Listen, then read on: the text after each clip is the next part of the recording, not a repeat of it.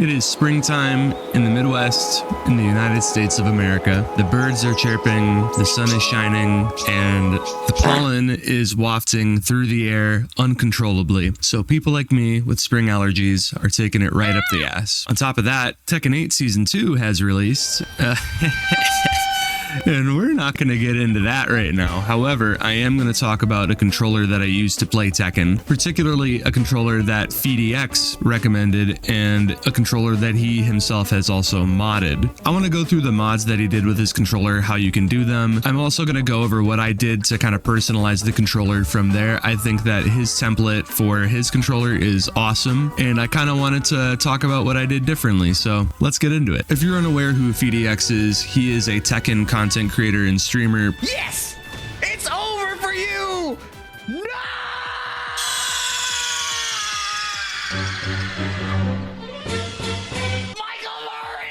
Primarily known for doing tutorial videos, beginner guides, as well as beating me and Arsenal and Ash in Tekken 7. Phi, if you're watching this, appreciate the content, man. Hope Season 2 pans out a little bit better for you. That being said, he has a video where he breaks down his controller specs, and I'm gonna just quickly summarize them because he already did it. Phi uses a Qanba Titan controller as well as a knee lever Neo and Qanba gravity buttons. Now, while this seems like a simple build, there are some caveats to it. First off, the knee lever Neo has a hard time fitting into a lot of fight sticks. To alleviate this, Phi took the stock weight plate inside the controller, 3D printed a new base for the controller itself, attached it to that base, to the base of the controller, and then re-adhered the grip on the bottom of the controller.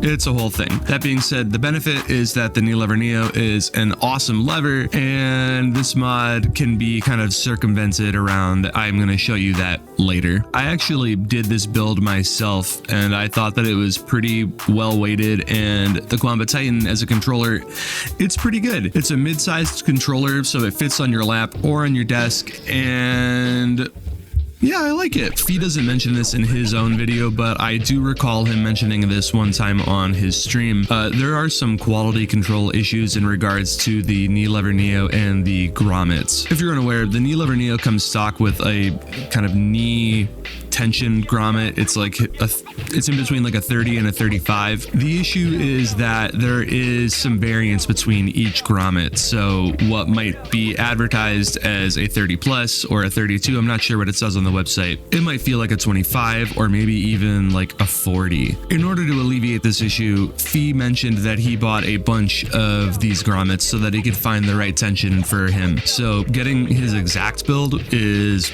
like impossible, but you can get close enough. And if you're in the market to get a Qanba Titan or a knee lever Neo or both because you saw Phi's controller, just know that you're going to be fine. That being said, let's get into what I did to my controller because it is not the Qanba Titan that I once knew. Just a brief wardrobe change because like I said in the beginning of this video, it's spring in the Midwest in the US of A, so that means that the temperature can go from like 70 to 50 in the course of an hour. For you folks using Celsius, that's around 20 to 10. Okay, fine. That's not the only reason I'm wearing this. I went to a bar last night and I literally only had like a beer and a shot. 30 fucking sucks, dude. Also, before you say anything, I know I'm covered in cat hair. It's because of her. I'm getting a cup of coffee, dude. I need something.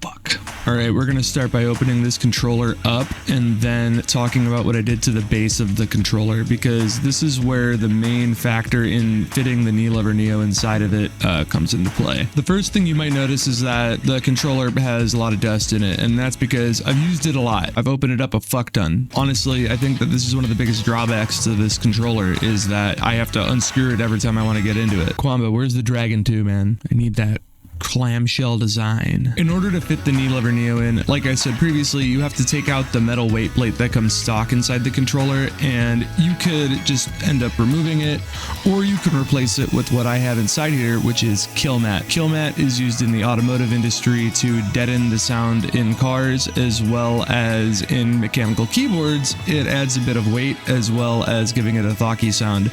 I ordered a bunch of it because I like mechanical keyboards. Nice. So I cut it up so that it fit inside the controller with the knee lever Neo in it, and I filled it up as much as I could. One thing to take note of here is if you do this particular mod, you're going to actually have to bend the pins on your arcade buttons, which they're not going to break if you have ever bought a hitbox or a controller with a thinner form factor. Oftentimes the pins are bent to accommodate the thin size, so you'll be fine. Just like don't break them. Now, while I did this mod and I thought that it was pretty good, it still didn't substitute for the weight of the actual metal plate. So in order to deal with that, I didn't 3D print a base to the controller. I just took off the rubber grip and then screwed it into the controller itself. If you line it up properly, the holes where you would be screwing it in inside the controller line up on the base of the controller. And after that, I just re-adhered the base, did a really crappy job super gluing it. I don't really care that much. And after that, I have not only fit the knee lever Neo inside the case, I have added even more weight to it and made it sound better. Additionally, one thing I forgot to mention is that the Qanba Titan comes with like this little key that you can use to screw off the tops of your levers. It's really cool, except that if you want to fit the knee lever Neo inside the case, you actually have to not have it in there. And also I noticed that the shaft in the knee lever Neo pause was rubbing against the pieces of plastic in the controller, so I just cut those away. And now it fits great. I almost forgot to mention, I put an octagonal gate on my knee lever Neo. I found a 3D print for one online, had a friend who was kind enough to print one for me, and I think it's great. Considering the fact that the knee lever Neo is loosely or maybe heavily based on the crown infiltration lever, it kind of just makes sense that since that lever itself is supposed to go in between 2D and 3D games, that having an octagonal gate on the knee lever Neo would make sense. So yeah. Okay, so now that we have our controller fitted so that the knee lever Neo will fit in, I did a further mod to it in which I actually drilled a 35mm hole where the lever's hole would be. Pause again. This is so I could accommodate full collar Korean levers. I have a few of them and I like to be able to use them in whatever stick that I want to, and the hole that comes in the Qanba Titan is not big enough to accommodate that. I don't have any footage of this, and trust me, you don't want to see me use power tools. It is neither elegant nor masculine. PhiDX uses Qanba Gravity KS buttons, and I actually really like these buttons. If you watch the first video on my channel, after using them for several months, my thoughts really haven't changed. That being said, I did have two big issues with them. The first being the way that they're mounted to the case, it's a snap-in button. That means that the tabs can break, and if you own arcade buttons that are snap-in buttons, you will probably know that they do break. I've had to throw away many a Sanwa button over the course of my collecting of Fightsticks because the fucking snap-ins just break. The other issue that I had with these buttons is actually the sound of the button itself. While quiet, there's a noticeable spring ping inside it, and given my hobbyist level of enthusiasm towards mechanical keyboards, I had keyboard switch lube. So I decided to disassemble the Qanba buttons and get to lubing. Disassembling the Qanba buttons can be somewhat painful. One thing to note, when you push out the actual switch inside the button, it's going to feel like you're going to break it, and you're not. It just requires a lot of force. If you're choosing to do this mod, just be really careful when you open the tabs on the side of the switch to reveal the spring. It's really thin plastic and they could easily break. For the Qanba Gravity KS buttons, I used standard keyboard lube to lube the switches, and they sounded great after. That being said, I already own a set of Qanba Gravity KS buttons. Qanba has a new set of buttons out, the Qanba Gravity KTs. What is the difference between these two buttons, you might ask? Well,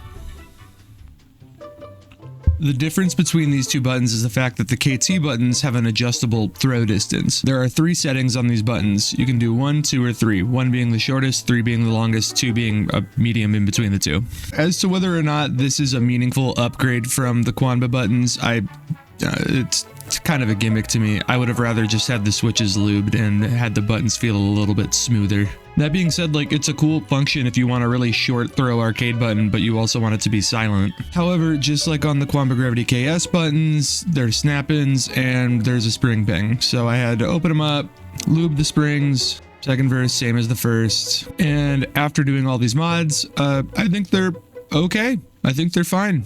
I think they're around the same price as the regular Qanba Gravity buttons too, so I don't know why you wouldn't just get those. The adjustable throw distance uses a plunger mechanism to change the throw distance when they're actually on your fight stick, and it's a pretty jank, to be honest with you. Like, it works, but some of the time, I don't know. I wouldn't pay extra for this feature. I would have rather the switches just be lubed and stuff. And this is what our build looks like. It's sort of like PhiDX's. Parts are a little bit different, and I like it. Hello, it's me from the future. I forgot to mention one kind of important point about Phi's particular build. He doesn't actually use the stock capsule top that comes with the knee lever Neo. He uses a bat top. The specific bat top is...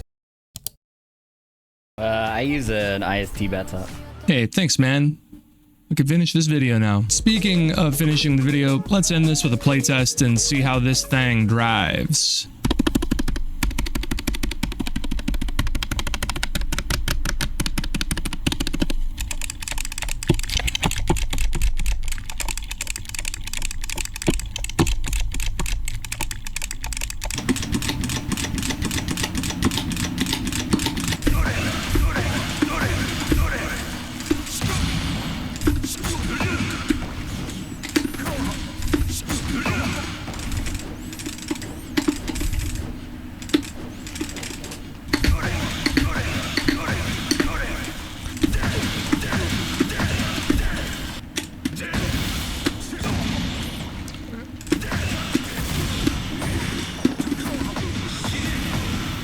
I chose to use clear buttons on this because I'm actually planning on using it for a different build in the future. Trying to describe how the throw distance feels. I mean, I don't know, 1 feels really short, 2 feels medium, 3 feels like a regular Qanba gravity button, I guess. One thing I did notice if I had it on the shortest setting is the bottom out was pretty harsh. It kind of almost hurt my fingers to play on them a little bit. The rubber padding inside of the buttons themselves isn't super cushiony, so it doesn't feel like great to smack down on it. Would I get these buttons again?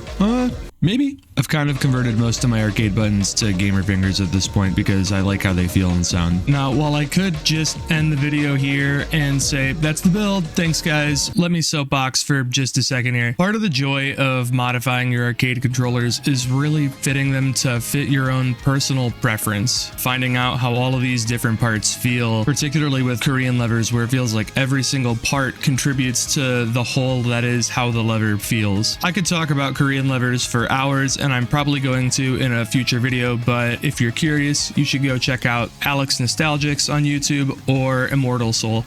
Alex, if you're watching this, I hope your case build's going smoothly, and I hope you beat that boss in Elden Ring, bud. So why am I saying all this? Well, I actually swapped the lever out in the Qanba Titan for a lever that I think fits the case a little bit better. That is the Fujin V3. Wanted to utilize that 35mm hole that I drilled inside of it, and I couldn't think of a better lever to use it with. This lever has also been pretty modded from the mod kit that you can get from IST Mall. I'm not gonna say all the different mods I did to it, but they'll be like right there. For some reason, the Fujin just feels better in this controller. It might be the fact that there is an extended Vuelix layout and the Fujin itself has a very long throw to it. I can't quantify this, nor am I going to attempt to. I kept the Qanba gravity buttons in that controller because for some reason they felt more comfortable to use. It might be the case material, I'm not sure. That being said, the knee lever Neo now exists in this controller. The knee Neo feels great in this controller. Something about the octagonal gate in conjunction with the traditional Vuelix layout on top of the octagonal capsule bat top that I put on it just makes this controller feel awesome. The gamer finger buttons in this controller are also great. And yeah, I think that's going to do it for this video. I hope that I was able to give you some information on all these different parts and stuff. Appreciate you watching, and I'll see you in the next one later.